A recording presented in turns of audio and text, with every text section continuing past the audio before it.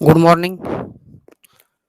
Today we will see bearing with a probability of survival other than 90%.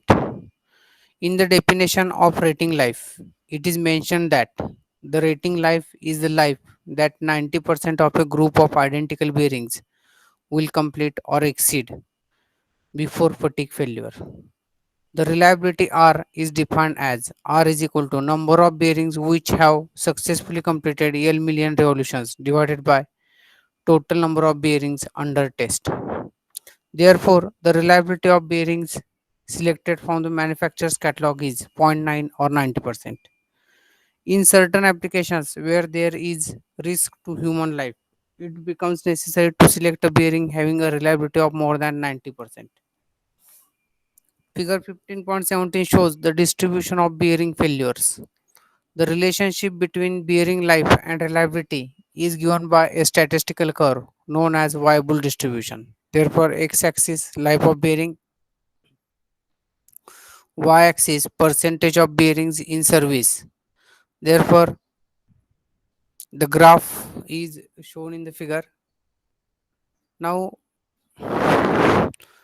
as life of bearing goes on increasing, you are observing that percentage of bearings in service goes on decreasing.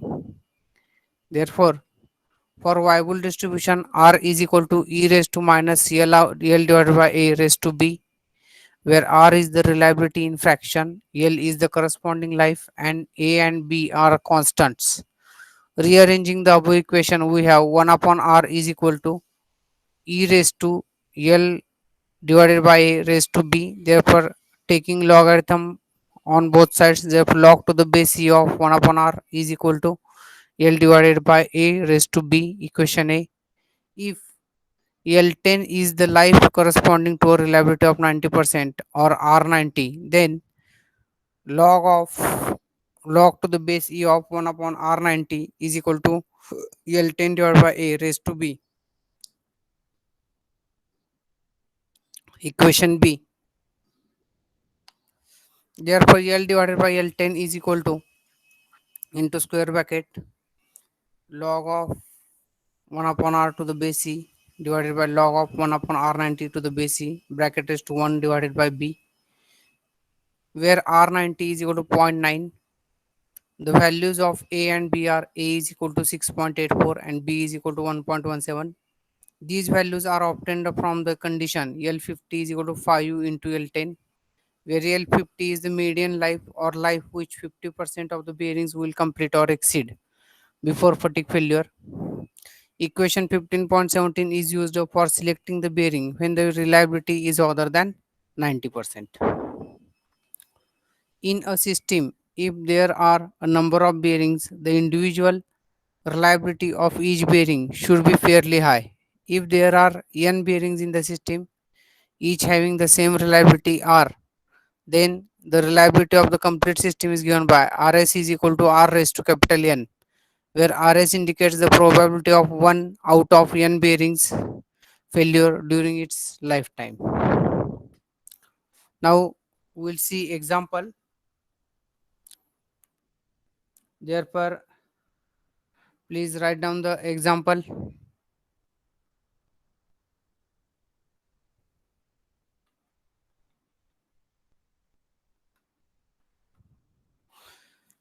A single row deep groove ball bearing is subjected to a radial force of 8 kN and a thrust force of 3 kN. The values of x and y factors are 0.56 and 1.5 respectively. The shaft rotates at 1200 rpm. The diameter of the shaft is 75 mm and bearing number is 6315, where C, that is dynamic load carrying capacity, C is equal to 1,12,000 Newton, is selected from this for this application. First, estimate the life of this bearing with 90% reliability. Second, estimate the reliability for 20,000 hours of life.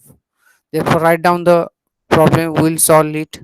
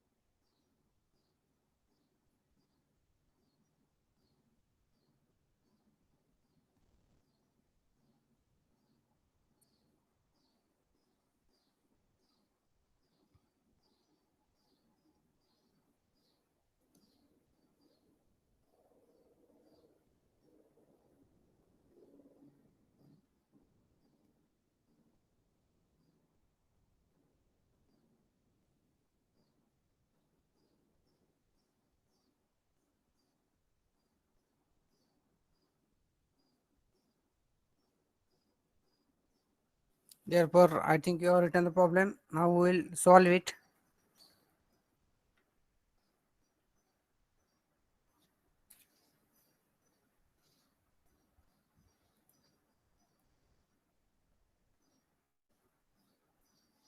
Solution.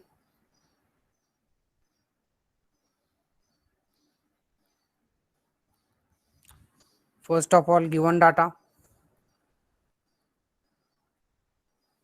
Now they have given radial force means Fr. Fr is equal to 8 kilonewton.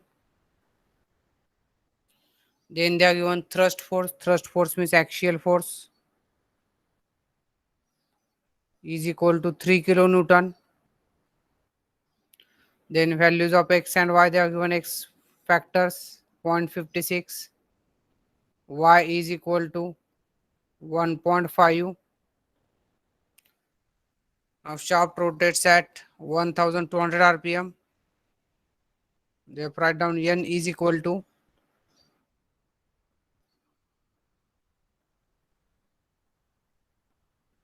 diameter of the shaft d is equal to 75 mm. Dynamic load carrying capacity they have given 1,12,000 Newton. Now we will find out L10. Therefore, L10 is equal to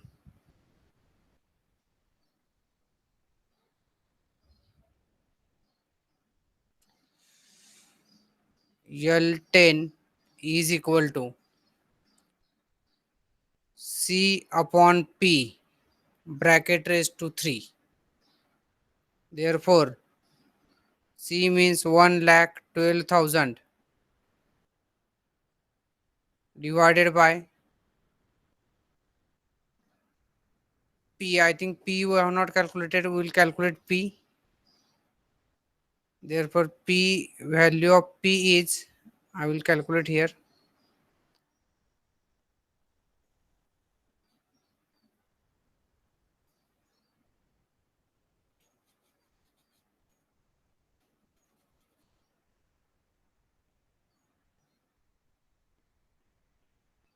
Here I will calculate. P is equal to XFR plus YFA. Therefore, substitute the values. X means 0.56 into 8,000 plus 1.5 into 3,000. Therefore, P is equal to, we are getting 8980 Newton. Therefore, substitute this value here, 8980 raised to 3. Therefore, what is L10? Anyone can tell?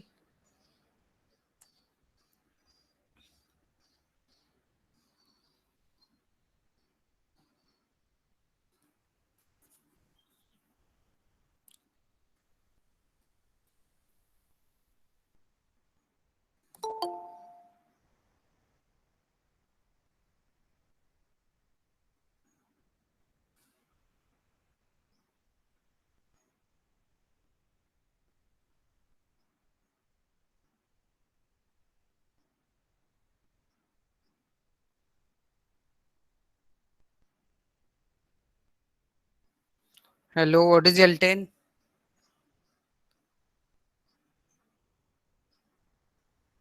I think it is 1940.110. 1940.10 million revolutions. Million revolutions. Now we will calculate L10H. We will calculate L10H. L10H is equal to L10 into 10 raised to 6 divided by 60 into n, which is equal to 1940 into 10 raised to 6 divided by 60 into n means 1200. Therefore, what is L10H? Anyone is calculating?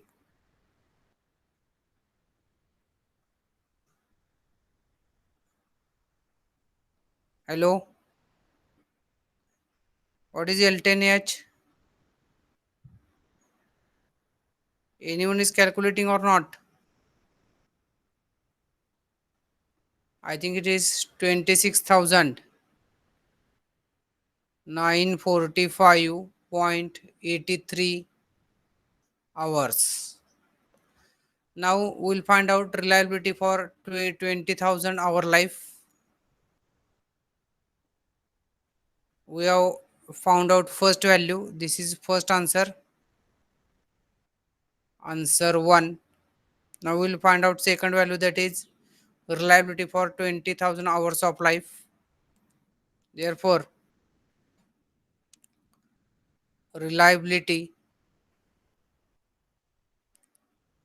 for 20,000 hours of life. Therefore, we have this equation.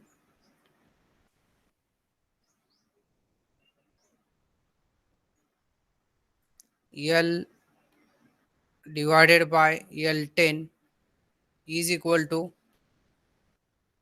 square bracket log to the base E of 1 divided by R divided by log to the base E of 1 divided by R90 square bracket raised to 1 upon B. Therefore,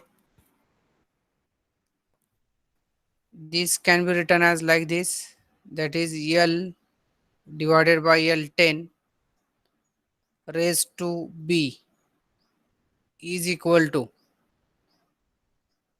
log of to the base E of 1 upon R divided by log to the base E of 1 divided by R90. Therefore, substitute the values.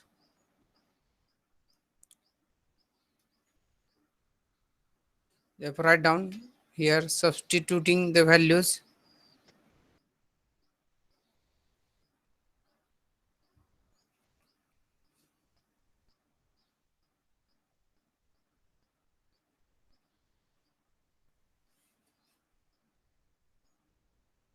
And now substituting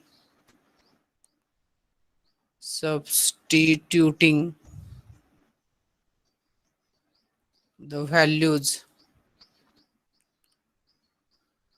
L is equal to 20,000 hour. L10 is equal to 26,945.83 hours. Then R90 is equal to 0.9. B is equal to 1.17. Therefore, we will substitute the values. 20,000 divided by 26,945.83 raised to 1.17 is equal to log to the base E of 1 divided by R divided by log to the base E of 1 divided by zero point 0.9. Therefore, we have to find out value of R. What is the value of R? Anyone can tell? R is equal to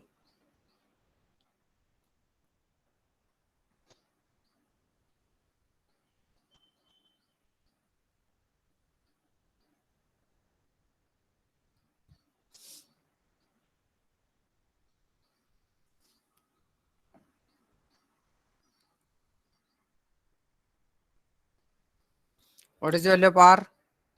Anyone is calculating? Pranay, Prajwal, Sunil? No one is calculating.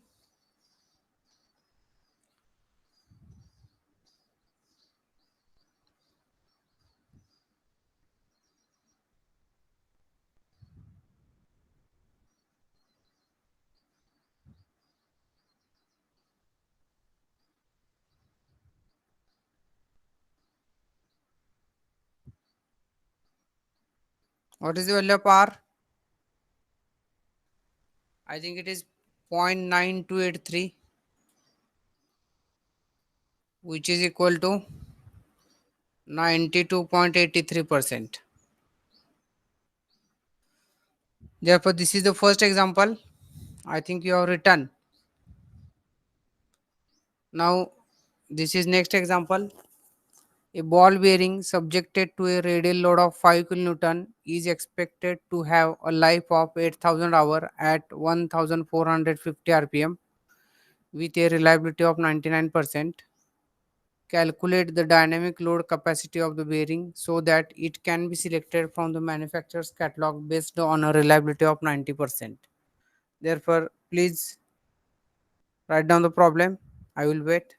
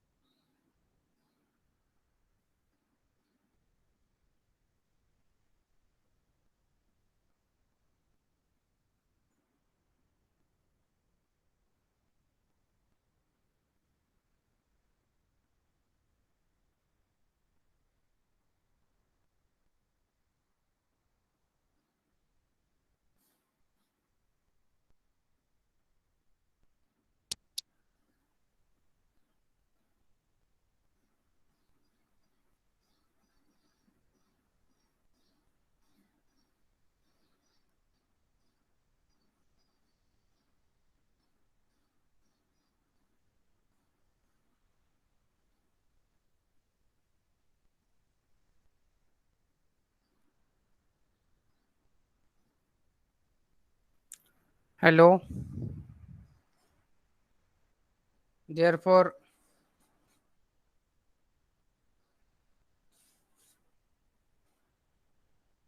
solution: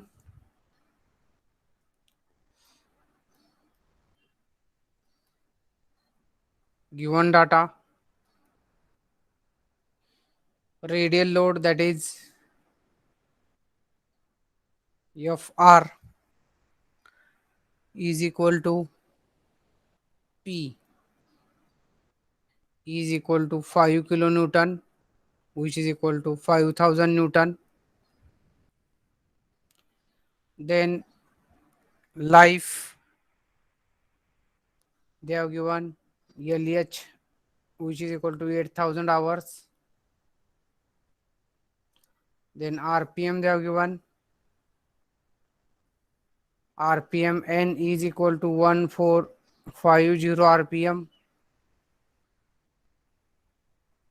Then R99 they have given. R99 is equal to 0.99. And we have to found out. Similarly, R90 also they are given 0.9.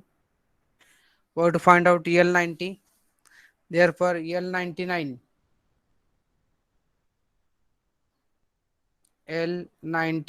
is equal to 60 N LH divided by 10 raised to 6, which is equal to 60 into 1450 into 8000 divided by 10 raised to 6.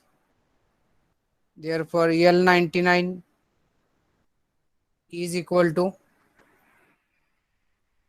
How much? Anyone is calculating or not?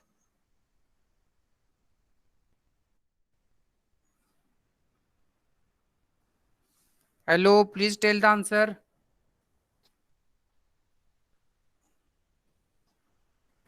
754. How much? No, no. Just to check. It should be 600 something.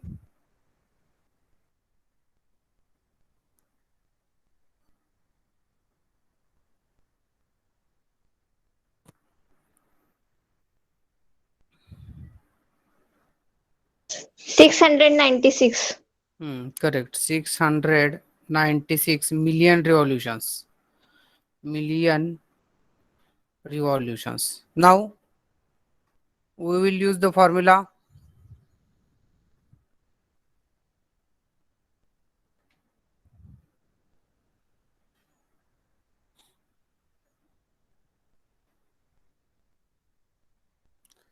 L99 divided by L90 is equal to square bracket log to the base E of 1 divided by R99 divided by log to the base E of 1 divided by R90 bracket raised to 1 divided by 1.17. Now substitute the values.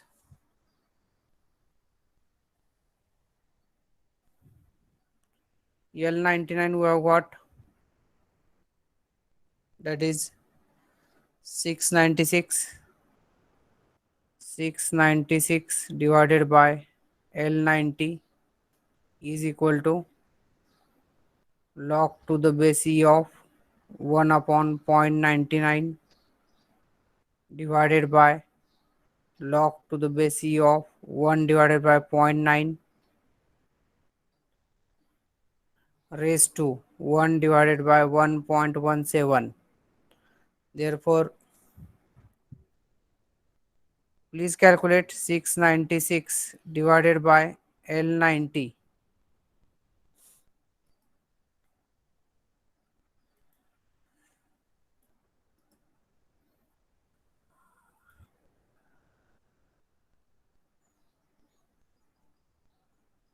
Which is equal to, what is this value? I think it is 0.1342. Therefore, L90 is equal to 696 divided by 0.1342. Therefore, L90 is equal to how much? 5186.29 million revolutions. Therefore, this is L90. Now we have to calculate dynamic load capacity. Dynamic load capacity formula C is equal to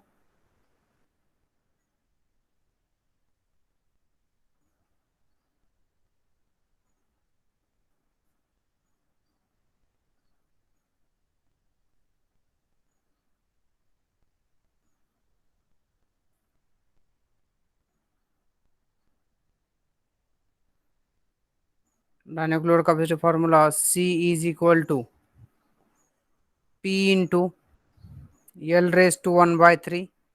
Therefore, P is equal to 5000 into 5186.29 raised to 1 by 3. Therefore, C is equal to, I think it is 86,547.7 Newton. Therefore, this is the our answer. Please write down.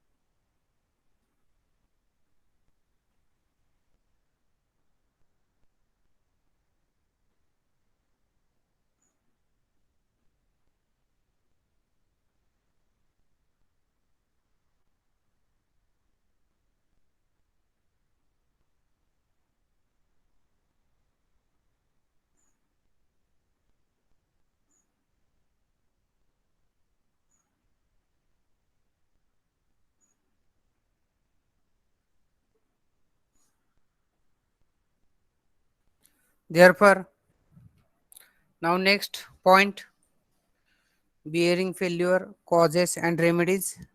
There are two basic types of bearing failure: breakage of parts like races or cage, and the surface destruction. The fracture in the outer race of the ball bearing occurs due to overload. When the bearing is misaligned, the load acting on some balls or rollers sharply increases and may even crush them. The failure of the cage is caused due to the centrifugal force acting on the balls. The complete breakage of the parts of the ball bearing can be avoided by selecting the correct ball bearing, adjusting the alignment between the axis of the shaft and the housing, and operating within permissible speeds. In general, the failure of anti-friction bearing occurs not due to breakage of parts but due to damage of working surfaces of their parts. The principal types of surface wear are as follows. First, abrasive wear. Abrasive wear occurs when the bearing is made to operate in an environment contaminated with dust, foreign particles, rust, or spatter. Remedies against this type of wear are provision of oil seals, increasing surface hardness, and use of high viscosity oils. The thick lubricating film developed by these oils allows fine particles to pass without scratching. Second, corrosive wear. The corrosion of the surfaces of bearing parts is caused by the entry of water or moisture in the bearing. It is also caused due to corrosive elements present in the extreme pressure additives that are added in the lubricating oils. These elements attack the surfaces of the bearing, resulting in the fine wear uniformly distributed over the entire surface. Remedies against this type of wear are providing complete enclosure for the bearing free from external contamination, selecting proper additives, and replacing the lubricating oil at regular intervals. Next, pitting. Pitting is the main cause of the failure of anti-friction bearings. Pitting is a surface fatigue failure which occurs when the load on the bearing part exceeds the surface endurance strength of the material. This type of failure is characterized by pits which continue to grow, resulting in complete destruction of the bearing surfaces. Pitting depends upon the magnitude of Hertz contact stress and the number of stress cycles. The surface endurance strength can be improved by increasing the surface hardness.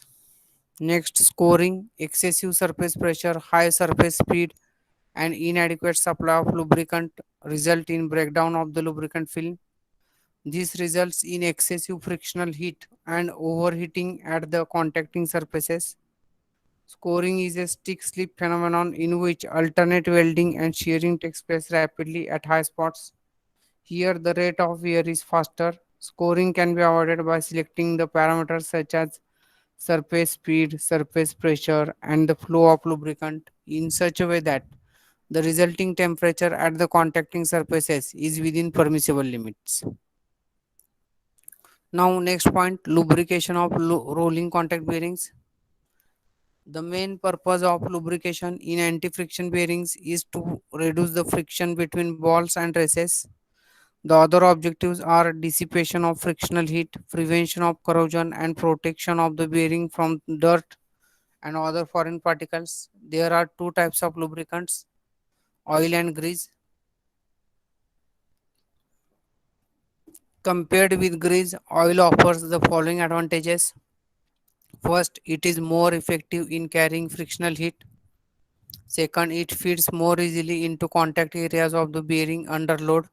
Third, it is more effective in flushing out dirt, corrosion, and foreign particles from the bearing. The advantages offered by grease lubricated bearing are simple housing design, less maintenance cost, better sealing against rust, and less possibility of leakage. The guidelines for selecting the lubricant are as follows. First, when the temperature is less than 100 degrees Celsius, grease is suitable, while lubricating oils are preferred for applications where the temperature exceeds 100 degrees Celsius. Second, when the product of bore in mm and speed, that is in rpm, is below, bore into speed is below 2 lakh, grease is suitable. For higher values, lubricating oils are recommended. Grease is suitable for low and moderate loads, while lubricating oils are used for heavy duty applications. If there is a central lubricating system which is required for the lubrication of other parts, the same lubricating oil is used for bearings, for example, gearboxes. The choice of lubricating oil is necessary for high speed, heavy load applications, while in the remaining majority of applications, grease offers the simplest and cheapest mode of lubrication. Now, the last point in this chapter, that is mounting of bearing. The inner race of the bearing is fitted on the shaft by means of an interference fit. It prevents the relative rotation of and the corresponding wear between the inner race and the shaft. Tolerances for shaft diameter corresponding to this type of interference fit are given in the manufacturer's catalog. Care should be taken to select the fit in such a way that it provides sufficient tightness to give a firm mounting, and at the same time it is not too tight a fit to cause deformation of the inner race and destroying clearance between the rolling elements and the races. The outer race is also mounted in the housing with interference fit, but to a lesser degree of tightness than that of the inner race. Insufficient tightness of the outer race in the housing seat may cause creep. In bearing terminology, creep is slow rotation of the outer race relative to its seating. It is caused when shaft is subjected to external force that rotates and changes its direction. When two bearings are mounted on the same shaft, the outer race of one of them should be permitted to shift axially to take care of axial deflection of the shaft caused either by thrust load or by the temperature variation. It is necessary to position the inner and outer races axially by positive means. There are several methods such as providing shoulders for the shaft or the housing, lock nuts, snap ring or cover plates as shown in figure. The basic principle is to restrict the displacement of the inner as well as outer race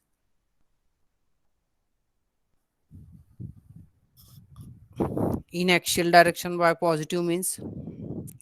Figure 15.19a shows the mounting suitable for a long and continuous shaft. It consists of an adapter sleeve which is provided with a small taper. The bearing is press fitted on this adapter sleeve. Because of the taper, the displacement of the inner race to the left side is restricted.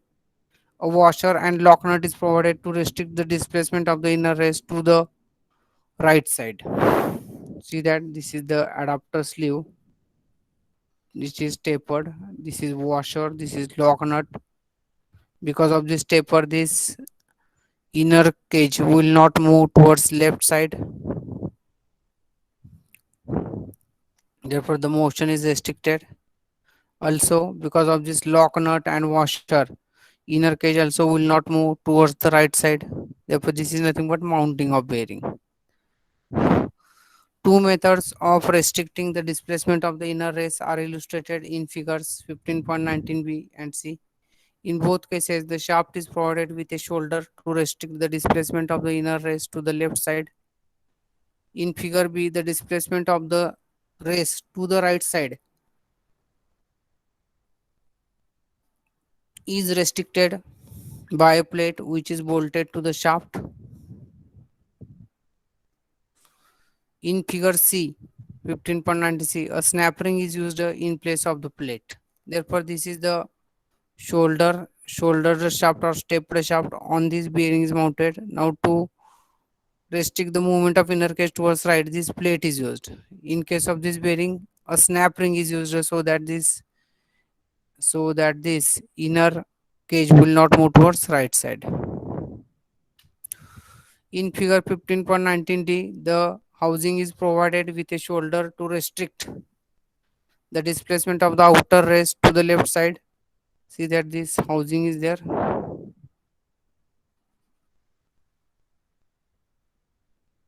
This housing is there. This outer race cannot move towards left side because of this shoulder. The cover plate is bolted to the housing. This is the cover plate. Commercial oil seal unit is used to prevent the leakage of lubricating oil. The shoulders for the shaft and housing bore have standard dimensions which can be obtained from the manufacturer's catalog. Shafts and spindles in machine tools and precision equipment should rotate without any play or clearance, either in axial or radial direction.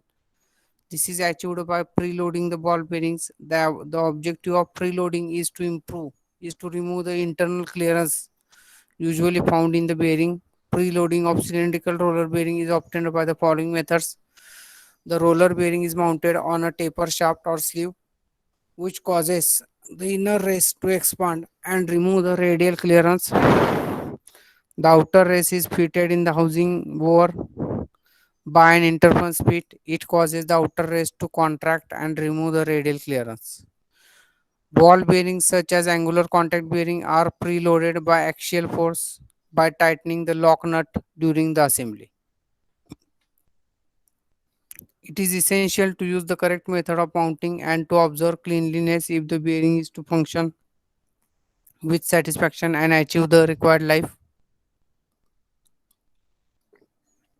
The precautions to be taken during the mounting operation are as follows.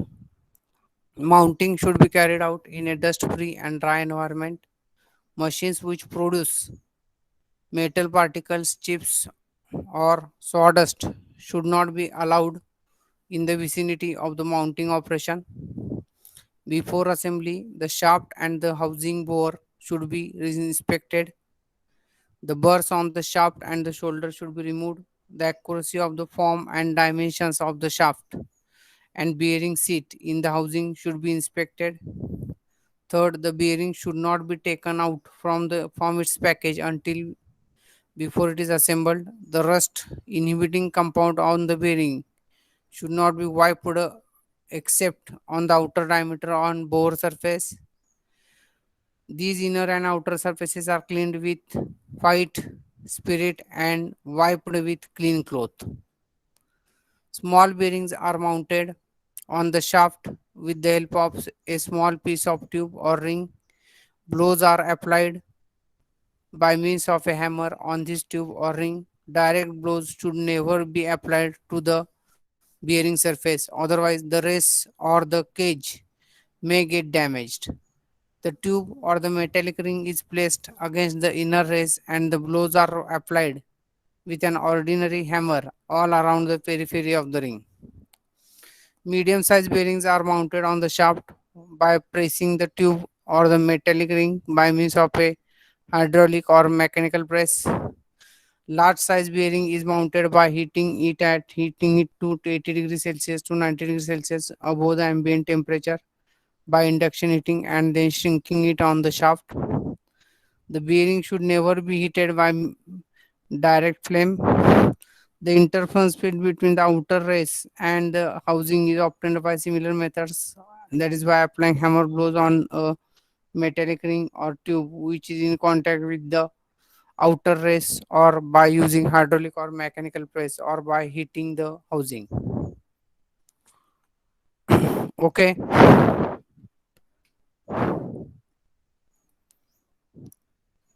please wait. I will write your attendance.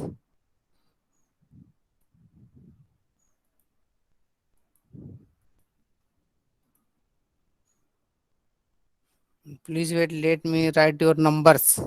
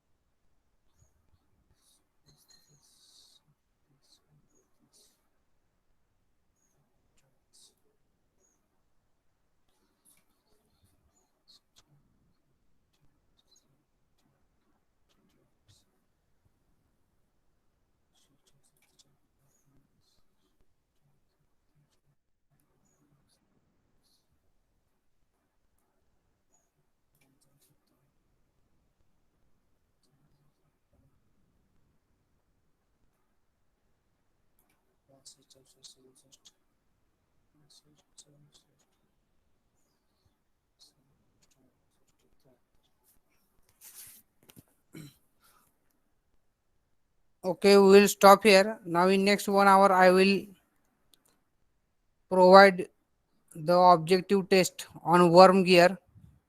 Therefore, please solve that objective test. Also, I will provide objective test on bevel gear. Those who have not attempted, please solve it. We will stop here. Thank you very much.